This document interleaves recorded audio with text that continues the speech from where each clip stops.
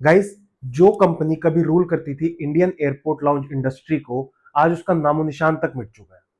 हम लोग जब भी एयरपोर्ट पर जाते हैं तो हम सबसे पहले देखते हैं कि हम किसी लाउंज एक्सेस ले पाए। अब उसके लिए हम अपना क्रेडिट कार्ड या अपने फ्रेंड का या अपने किसी फैमिली मेंबर का क्रेडिट कार्ड लेके जाते हैं।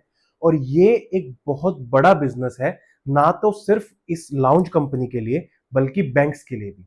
क्योंकि जो मेजर बैंक्स हैं वो अपना क्रेडिट कार्ड सेल जो है वो सिर्फ और सिर्फ लाउंज एक्सेस के बेसिस पे ही करते हैं, कि वो एक बेटर सर्विसेज देते हैं कि हम आपको लाउंज एक्सेस प्रोवाइड करेंगे फ्री ऑफ कॉस्ट, जिस वजह से उनकी क्रेडिट कार्ड सेल्स है वो बहुत ज्यादा बढ़ जाती है।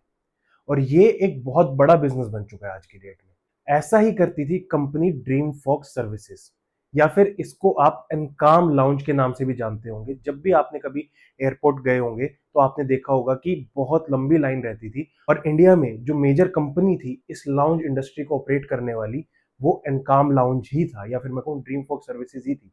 अपने पीक पर ये 90% इंडियन एयरपोर्ट्स के लाउंजेस को कंट्रोल करती थी और मार्केट में एक तरीके की मोनोपोली रखती थी। लेकिन जब भी मार्केट में किसी कंपनी की मोनोपोली होती है तो कोई बड़ा प्लेयर जरूर आता है उस अपॉर्चुनिटी को ग्रैब करने और मार्केट को डिसरप्ट करने। ऐसा ही किया हमारे गुजराती बिजनेसमैन अडानी साहब ने, या फिर मैं कहूं अडानी ग्रुप ने। देखिए, इंडिया में जो मेजर एयरपोर्ट्स है उनको मैनेज करने वाली कंपनी जो है वो अडानी ग्रुप की ही है। और इसीलिए उनके लिए कोई भी एंट्री बैरियर नहीं था इस इंडस्ट्री में आने के लिए। और जैसे ही वो इस इंडस्ट्री में आए, उन्होंने अपॉर्चुनिटी देखी, उन्होंने बिल्कुल इंडस्ट्री को डिसरप्ट कर दिया। उन्होंने एक बेटर सर्विसेज प्रोवाइड की कस्टमर को और बेटर रिलायबिलिटी बैंक्स को। अडानी ग्रुप जो है वो बहुत बड़ा ग्रुप है और बैंक का एक बहुत ज्यादा ट्रस्ट है इस ग्रुप पे रेदर देन किसी और कंपनी में। तो जो बैंक्स थे वो अडानी ग्रुप की तरफ शिफ्ट होने लगे। और जो उनका एक कंट्रोल था, क्योंकि वो मेजर एयरपोर्ट्स को मैनेज करते हैं, तो उनका एक अपर हैंड हमेशा से रहा है इन एयरपोर्ट्स पर। और जैसे ही उन्होंने करा तो आपको रिजल्ट देखने को मिल रहा होगा। जो शेयर ड्रीम फॉक्स सर्विसेज का कभी 800 का हाई टच कर चुका था, वो एक साल के अंदर अंदर 120 रुपए पे आ गया। और इनको अपने डोमेस्टिक बिजनेसेस सारे शट डाउन करने पड़े।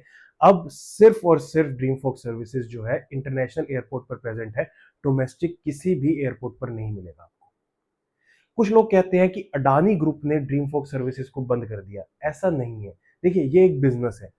ड्रीम फॉक्स सर्विसेज ने काफी टाइम तक अपनी मोनोपोली चलाई इस इंडस्ट्री में, लेकिन जब अडानी ग्रुप को अपॉर्चुनिटी दिखी, एक बिजनेस अपॉर्चुनिटी दिखी, उन्होंने बेटर सर्विसेज प्रोवाइड की कस्टमर को और बेटर रिलायबिलिटी प्रोवाइड करी बैंक्स को, जिस वजह से वो इतना बड़ा मार्केट शेयर कैप्चर कर पाया।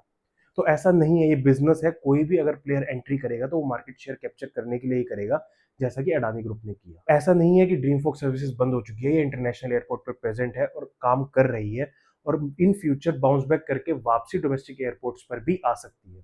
तो आप कमेंट सेक्शन में जरूर बताइए आपने कौन से लॉन्च में एक्सेस लिया, या आप कौन से लॉन्च में गए हैं और आपको उसकी सर्विसेज कैसी लगी है। Thank you. जय हिंद।